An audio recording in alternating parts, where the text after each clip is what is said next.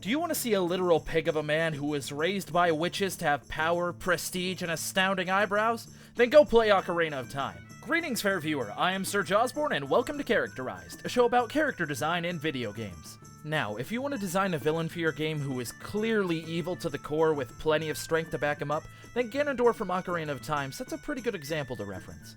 This is one of Ganondorf's most popular designs for a reason, because it's super effective at communicating his superiority over his enemies and his terrifying capabilities. But before we go too in-depth on how that works, we need a quick refresher course on who Ganondorf is in Ocaraina of Time. In the vast desert on the edge of Hyrule Kingdom lives a tribe of thieves and warriors known as the Gerudo. The Gerudo are an all-female tribe, however, once every 100 years, a male is born into the group and crowned king of the Gerudo. The most recent man born into the family of desert thieves was taken and raised by the two witches who lead the Gerudo in secret. A solid strategy for raising a well-rounded child if I've ever seen one. That child was Ganondorf. He wanted to command far more than a simple tribe of desert bandits, however, and set his eyes on the simple task of world domination. So he did it. He used his position of power to swindle the King of Hyrule and gain access to a sacred realm where he found the Triforce, a magical artifact which would give Ganondorf omnipotence or something. But since his heart was unbalanced when he reached for it, it split into three pieces, those being power, courage, and wisdom. The Triforce of Courage went to the hero Link, and the Triforce of Wisdom to the Princess Zelda. Old Dorothy got to hang on to the Triforce of Power, though, and used the strength that it gave him to take over all of Hyrule, making his mamas proud. Though he may have the entire kingdom under his heel, he still lusts for more power, doing everything he can to track down the remaining pieces of the Triforce so he can become omnipotent or something. While he manages to kidnap Zelda, Link shows up at Ganon's trademarked Tower of Terror and defeats him once and for all, until more games came out.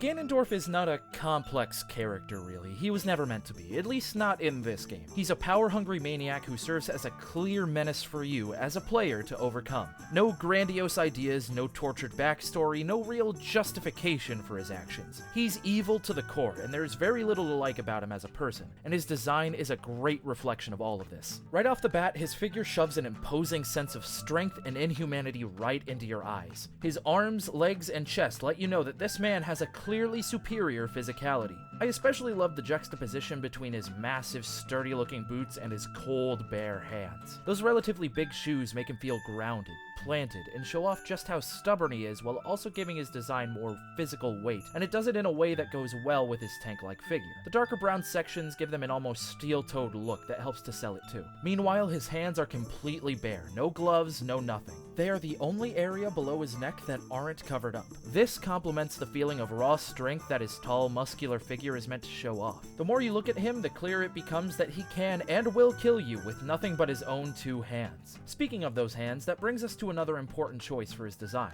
his skin tone. While most Gerudo have a much more realistic skin tone, the skin of Ganon and his surrogate mothers is sickly in comparison. The off-putting grayish tone here does a lot to dehumanize our villain and makes it hard to identify with Ganondorf. For a game that wants to build a clear divide between you and your otherwise fairly human antagonist, these exaggerations do wonders. Another design choice that I'm pretty fond of is his hair. I love the weird way that they were able to connect Ganondorf's eyebrows to the hair on his head.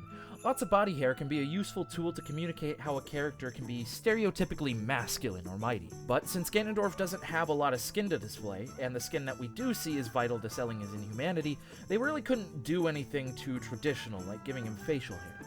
This little detail, this extra bit of hair on his long face, matches his buff figure and communicates just how mighty this man may be. I'm a big fan of the kind of way that it flows into his hair too, creating a few more spikes along its way, matching the hairstyle seamlessly. Combining that style with the bright red-orange color makes it feel fiery in a beautifully devilish way. Plus, a lot of design aspects in Zelda become extra interesting when you apply the Triforce color theory to it. You see, each piece of the Triforce directly relates to a color. Wisdom is blue, courage is green, and power is red, giving each of these colors a more distinct meaning in these games. Going by this, giving Ganondorf such a bright and prominent pop of red hair immediately gives you a sense of the power he holds. The fact that it's the most vibrant color in the design instantly pulls your eyes towards his unsettling facial expression and repulsive skin. The only colors that come close to matching how bright and eye-catching his hair is are the yellow-orange hues found in his jewelry, around his neck and on his forehead, and in his eyes, both of which serve the same purpose as the hair, to pull you towards Ganondorf's face so that way you see the monster that you're dealing with. While we're talking about the jewelry, they help to imply a sense of importance. Ganondorf is a king after all, so giving him a little bit of ornamentation to prove how important and kingly he is works pretty well. This idea is pushed even further by all of the golden bits he has studded into the leather guards on his shoulders, hands, and legs. I like that these bits of gold aren't too bright either. They may be yellow and pop against the darkness of the leather guards, but their hue is quiet enough that it doesn't get in the way of the job that his hair and jewelry do.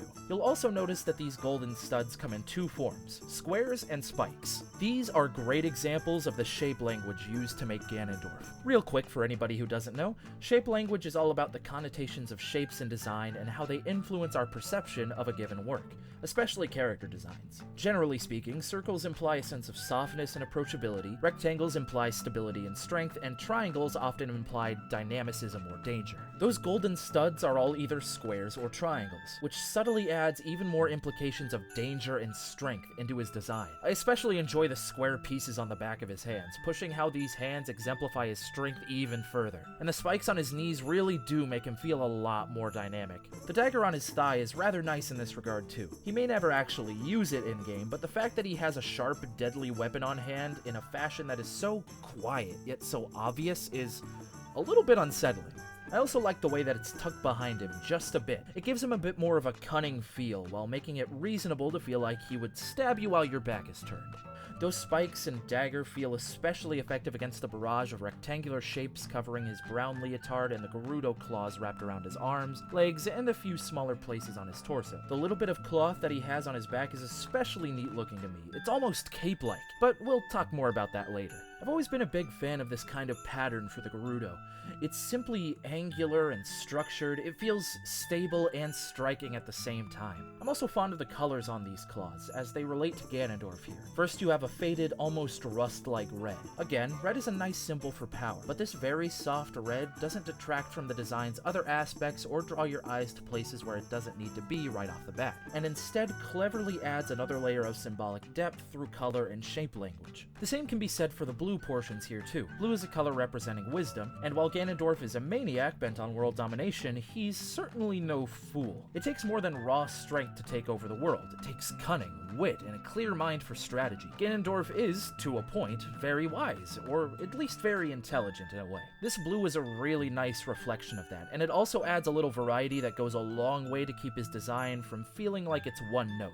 That said, I do have a few small issues with some smaller pieces in this design. For one, I don't think that the smaller bits of studding around the main spikes and squares do all that much. I don't feel like they accomplish anything, they're just there. The same can be said for the interesting choice of lining on his black tights, which can be seen on his biceps and around his neck. The neck portion is especially irksome because it can be easily confused for a necklace at first glance. The bits on his arms aren't really confusing, they just share the same problem as the smaller studs. They don't really add anything. That said, the golden yellows in both these parts let them match rather seamlessly with the rest of the design, and their size is small enough that they aren't really distracting by any means. I just wish that there was a little bit more substance to what they provide. Now, you may think we're done here, but don't forget, this isn't the only way Ganondorf looks in this game. In fact, once you travel to the future where he's taken over and face off against him at the end of the game, he looks like this.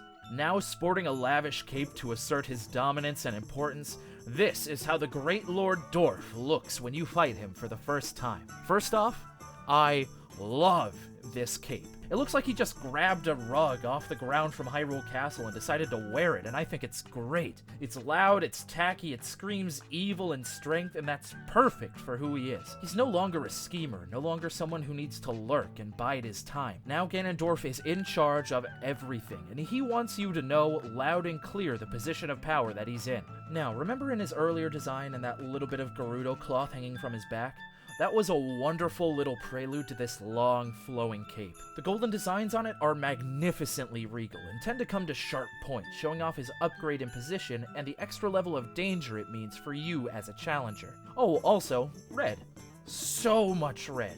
Before, the amount of red in his design was relatively small. Now he has more red around him than he knows what to do with. It's no longer a secret or subtle hint that Ganondorf is powerful. Now the entire world knows it. This now proud declaration of strength is further proven by the loss of the dagger on his side. He doesn't need to resort to backstabbing when he can simply crush his enemies with unbridled force. This cape is not the only new thing that he's sporting though. He also has a brand new piece of jewelry on his forehead that's noticeably larger and a bit more complex. This is another small piece that shows the increase of strength and standing. His brand new earrings are really nice for the same reason too. Plus his eyes are very different now. The white in his eyes is totally gone, now replaced with a sickening yellow surrounded by a small bit of red-orange. This is a great final step to dehumanize Ganon even further. His eyes are now glazed over with power and demonic influence, staring you down and challenging you. The green in his eyes is neat too, as he is about to go up against Link in an effort to gain the Triforce of Courage from him, and he has his eyes set on that prize. Lastly, his hair is noticeably longer. It's hard to see in this specific image, but in other artwork and in-game it's a bit more noticeable. Like I said before, this hair can be a way to communicate a sense of masculinity, and red communicates strength. Ergo, more of this hair means more power, more superiority, and more danger. Lastly, it's also a really nice little way to show that some time has passed. My one qualm is that it doesn't really communicate anything in terms of gameplay. It's all story and personality based. I know that I said I liked N's design for a similar reason, but that was a little bit different. With N, they couldn't do anything to communicate what your gameplay interactions with him would be like, since it was so varied and didn't fit well into the confines of Pokemon character design. With Ganondorf, however, a little more could be communicated in terms of your fight with him. Granted, this fight is essentially Energy Ball tennis, so there isn't a lot they could do, and you could argue that Ganondorf's exposed hands show you how he creates and bounces back the orb, but I can't help but feel like there was some missed opportunities here to tell the player how to fight it. But hey, with such a simple fight, I really don't mind designing for form over function all that much. Plus, I don't need to worry about that at all once he goes ballistic and turns into his final form. Once you beat down Ganondorf, he pulls out all the stops and transforms into the mighty demonic pig beast simply known as Ganon. Ganon may be a bore now, but this design here is anything but boring.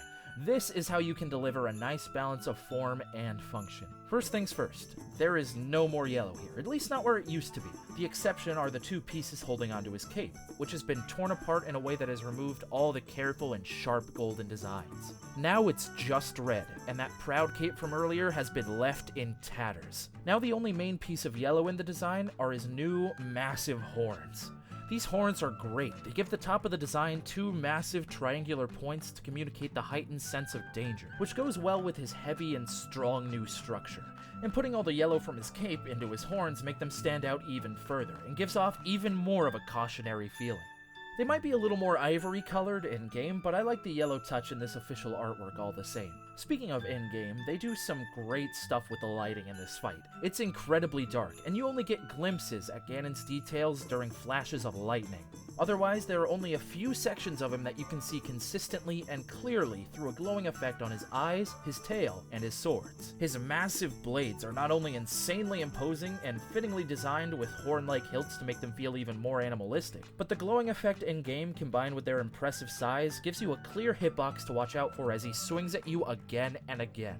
His long arms show off the low center of gravity too, and help keep your eyes on his main opening after some of his swings, in between his legs. His newfound gigantic stature may be threatening, but combining that with his new wide stance means that you can duck through his legs and get to that glowing weak spot of a tail, which just feels flat out good to do. There's this towering demon of a final boss trying to rush you down, but you are resourceful and courageous, which means you get to analyze the situation, get in close, and use his stature against him. It feels heroic and awesome to take him down like this. Sure, it may not be the most difficult thing in the world, but Ganondorf's design really pushes just how heroic this is all supposed to feel. Everything from his long, tendril-like hair to his beady eyes stalking you like prey make this fight feel amazing, especially at the time of release. This feels like a final boss, through and through, and it's due in large part to his design.